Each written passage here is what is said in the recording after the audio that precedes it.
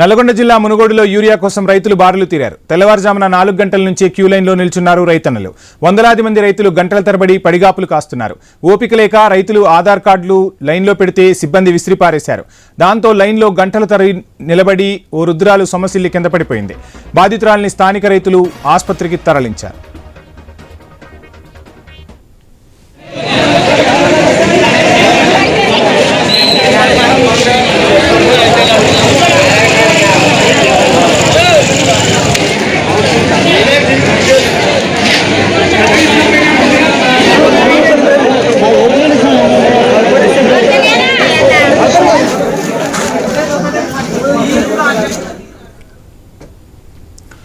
నల్లగొండ జిల్లా మునుగోడులో యూరియా కోసం రైతులు బారులు తీరారు. తెల్లవారుజామున 4 గంటల నుంచే క్యూ లైన్లో నిల్చున్నారు రైతన్నలు.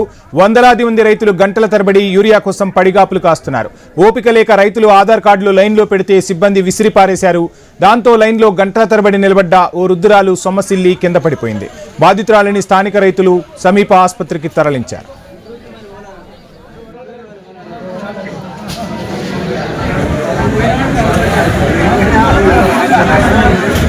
డీటెయిల్స్ మా ప్రతినిధి కిరణ్ అందిస్తారు. కిరణ్, చూస్తున్నాం ఎక్కడ చూసినా రైతన్నలు పడిగాపులు కాస్తున్న పరిస్థితి. ఓ రుద్రాలు కూడా మునుగోడులో సొమ్మసిల్లిపోయినట్టుగా తెలుస్తుంది. అధికారులు ఇప్పటికైనా దృష్టి సారించారా? డీటెయిల్స్ ఏంటి? మునుగోడు ఎమ్మెల్యే కోమటిరెడ్డి రాజగోపాల్ రెడ్డి సొంత సెగ్మెంట్ లోను అన్నదాతల యూరియా కష్టాలైతే తీరడం లేదని చెప్పొచ్చు.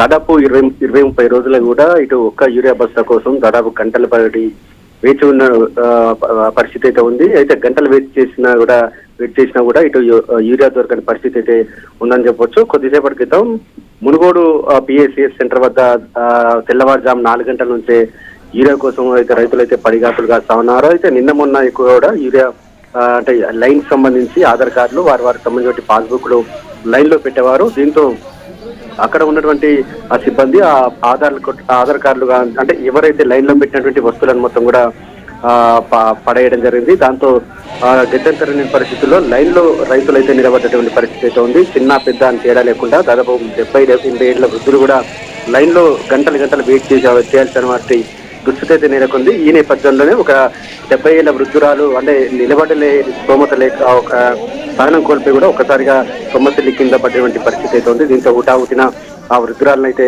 ఆసుపత్రికి తరలించారు. చాలా మంది రైతులు మోకాళ్ళ నొప్పులో ఉన్నటువంటి వారు కావచ్చు, షుగర్ పేషెంట్స్ సంబంధించి దాదాపు 4-5 గంటలుగా కూడా ఇటు పిఎస్సిఎస్ సెంటర్ల వద్ద యూరియా కోసం అయితే పడిగాపులు కాస్తా ఉన్నటువంటి పరిస్థితి అయితే ఉంది. అయితే యూరియా దక్కుతుందో లేదో అని కూడా తెల్లవారుజామున 4 గంటల నుంచే లైన్ లో నిల్చున్నటువంటి పరిస్థితి ఉన్నటువంటి నేపథ్యంలో ఇటు పస్తులుండి మరి ఆకలితో అలమటిస్తూ కూడా అక్కడ అన్నదాతల అరగోస పడుతున్నటువంటి పరిస్థితి అయితే ఉంది.